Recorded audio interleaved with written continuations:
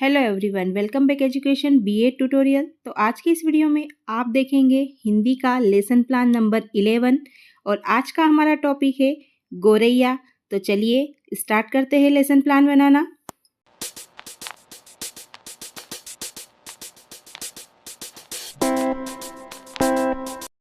सबसे पहले हमें पाठ योजना क्रमांक डालना है।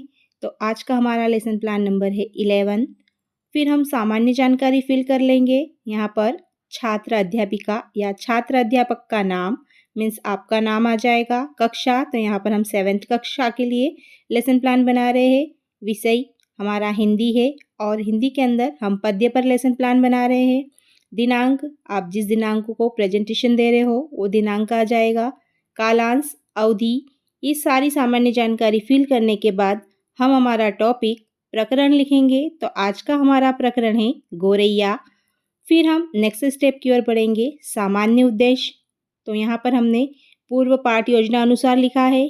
हम सामान्य उद्देश्य बार बार नहीं लिख रहे हैं। जो सामान्य उद्देश्य होते हैं वो एक समान हिंदी के होते हैं। यहाँ पर पद्य शिक्षण के जो सामान्य उद्देश्य है यहाँ भी हमने पूर्वानुसार लिखा है। फिर हम विशिष्ट उद्देश्य बना लेते हैं। तो विशिष्ट उद्देश्य हमें हर लेसन प्लान में नए बनाने होते हैं जो कि टॉपिक के अनुसार बनते हैं। तो यहाँ पर हम ब्लूम टेक्सोनॉमी के अनुसार जो विशिष्ट उद्देश्य के पक्ष है ज्ञान, बोध, प्रयोग, विश्लेषण, संश्लेषण और मूल्यांकन, उन्हीं पर दो दो विशिष्ट उद्देश्य बनाएंगे। तो यहाँ पर विद्यार्थी पठित पद्यांश का अर्थ जान सकेंगे, पद्यांश में आए कठिन शब्दों की सूची बना सकेंगे। फिर है बोधात्मक पक्ष, विद्यार्थी पद्यांश को अपने शब्द में पढ़कर बताएंगे। विद्यार्थी पक्षियों को पहचान पाएंगे। फिर है प्रयोगात्मक पक्ष, विद्यार्थी पठित पद्यांश का अर्थ ग्रहण कर उसको अपने घर में उपयोग कर पाएंगे। फिर है पद्यांश का महत्व बता पाएंगे। फिर है विश्लेषणात्मक पक्ष, विद्यार्थी पद्यांश को पढ़ने के बाद उसका अवलोकन कर सकेंगे। संश्लेषणात्मक पक्ष, विद्यार्थी पद्यांश को पढ़ने के बाद शब्दों में भेद कर सकेंगे। फिर है मूल्यांकन, विद्यार्थी पद्यांश को पढ़ने के बाद उसके गुण दोष बता सकेंगे। विद्यार्थी काव्य तत्वों के आधार पर पद्यांश का मूल्यांकन कर सकेंगे। फिर है शिक्षण सहायक सामग्री, तो हम चौक, डस्टर, लपेट श्यामपट्ट, चित्र, मॉडल जो भी यूज़ कर रहे हैं उनके नाम यहाँ पर आ जाएंगे। फिर है शिक्षण विधियाँ, तो यहाँ पर पाठ्य पुस्तक विधि, व्याख्या विधि और गीत प्रणाली भी उपयोग में लाई जा सकती है। फिर है पूर्व ज्ञान, तो यहाँ पर विद्यार्थी चिड़ियाओं के बारे में सामान्य जानकारी रखते हैं। फिर आ जाते हैं हम प्रस्तावना प्रश्न पर या अभिप्रेरण प्रश्न पर। तो यहाँ पर हम बच्चों के प्रीवियस नॉलेज के आधार पर कुछ क्वेश्चन करेंगे और उन्हीं क्वेश्चनों के माध्यम से अपने टॉपिक तक उन्हें लेकर आएंगे। तो यहाँ पर हमें 2 कॉलम बनाने होंगे, एक है छात्र अध्यापिका का व्यवहार और दूसरा है छात्र का व्यवहार। हमारा सबसे पहला क्वेश्चन है कि बच्चों हम कहाँ रहते हैं, तो हमें आंसर मिला घरों में।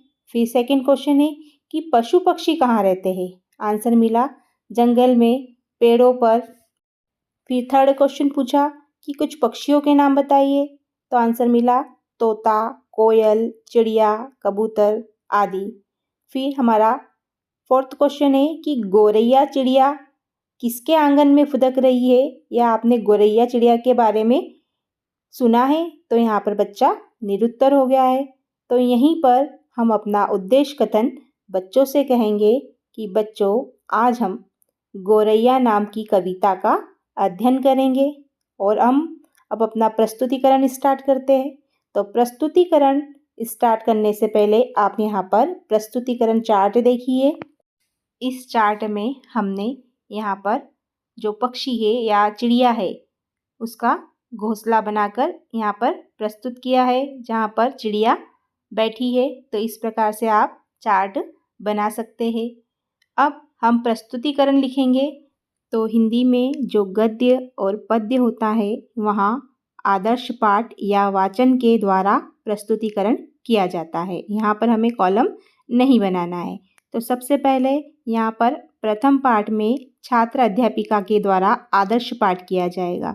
मीन्स जो भी पद्यांश हमारे पास है उसे हम बच्चों को पढ़कर सुनाएंगे। जैसे कि मेरे मटमेल आंगन में फुदक रही गोरैया, कच्ची मिट्टी की दीवारें, घास पात का छाजन। मैंने अपना नीड़ बनाया, तिनके तिनके चुन चुन, यहाँ कहाँ से तू आ बैठी हरियाली की रानी, जी करता है तुझे चूम लूं, ले लूं मधुर बलैया। तो इस प्रकार से जो हमारा पद्यांश था, जो हमारी कविता थी, वह हम बच्चों को पढ़कर सुनाएंगे। फिर द्वितीय पाठ में हम काठिन्य निवारण और भावार्थ करेंगे। तो इस पंक्तियों में जो भी कठिन शब्द आए थे आप देख सकते हैं, हमने शब्दार्थ के रूप में उनका अर्थ यहाँ प्रस्तुत किया है कि गोरैया का अर्थ क्या है, यह एक चिड़िया का नाम है। फिर पात मीन्स पत्ते, छाजन मीन्स छत या छप्पर। इस प्रकार जो भी कठिन शब्द आए थे उनका अर्थ बताएंगे और भावार्थ करेंगे मीन्स व्याख्या करेंगे। तो यहाँ पर हमने जो पंक्तियाँ थी उनका अर्थ बच्चों को समझा दिया। फिर है तृतीय पाठ। तो इसमें फिर से छात्र अध्यापिका मीन्स शिक्षिका के द्वारा पुनः आदर्श पाठ होगा। फिर से यहाँ पर जो पंक्तियाँ थी वह बच्चों को सुनाई जाएगी। ये पंक्तियाँ भाव ग्रहण करने की क्षमता विकसित करने के लिए और कक्षा का जो वातावरण है वो काव्यमय बनाने के लिए किया जाता है। फिर हम आ जाते हैं चतुर्थ पाठ पर।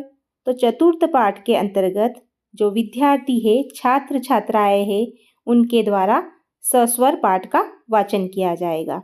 स्वस्वर पाठ का मतलब होता है बोलकर सुनाना। तो यहाँ पर एक एक बच्चे इस पाठ को एक एक कर कर पढ़ेंगे कुछ कुछ पंक्तियाँ। फिर पंचम पाठ में छात्र छात्राओं के द्वारा मौन पाठ होगा। इस काव्यांश को समझने के लिए छात्र छात्राएं शांत रहकर, चुप रहकर इस पाठ को पढ़ेंगे। फिर हम नेक्स्ट स्टेप पर आ जाते हैं। तो नेक्स्ट स्टेप है रसानुभूति प्रश्न। तो यहाँ पर बच्चों से हम 4 से 5 प्रश्न करते हैं। ये सारे प्रश्न हमारे विशिष्ट उद्देश्य के आधार पर बनाए जाते हैं। हमारा फर्स्ट क्वेश्चन है गोरैया कौन है। सेकंड क्वेश्चन गोरैया उनके आंगन में क्या कर रही है। थर्ड क्वेश्चन गोरैया की आंखें और पर किसके समान है। फोर्थ क्वेश्चन कवि अपनी बहन किसे बनाना चाहता है। और फिफ्थ क्वेश्चन गोरैया कविता के कवि कौन है। तो यह हो गए हमारे रसानुभूति प्रश्न। फिर हम बच्चों को कक्षा कार्य देंगे। तो कक्षा कार्य में हमने बच्चों को गोरैया कैसे आंगन में फुदक रही है सही विकल्प चुनिए। यहाँ पर हमने बच्चों को सही विकल्प दिया है। फिर हम बच्चों को गृह कार्य देंगे। तो गृह कार्य में हमने क्वेश्चन दिया है कि आपके घर आंगन या आसपास कौन कौन से पक्षी दिखाई देते हैं, उनके नाम पता करिए और लिखिए। इस प्रकार से लेसन प्लान बनकर तैयार हो जाएगा। लास्ट में हम श्यामपट्ट सारांश लगा देंगे। तो इस श्यामपट्ट सारांश पे हमने शब्दार्थ को लिखा है, एक साइड शब्द और एक साइड अर्थ। तो यहाँ पर हमने गोरैया, पात, छाजन, नीड़, नीलम और पर इन सभी का अर्थ बताया है। आई होप आपको लेसन प्लान समझ में आया होगा। वीडियो अच्छा लगा है तो प्लीज़ वीडियो को लाइक कीजिए, अपने दोस्तों के साथ शेयर कीजिए। मिलते हैं हम नेक्स्ट वीडियो में।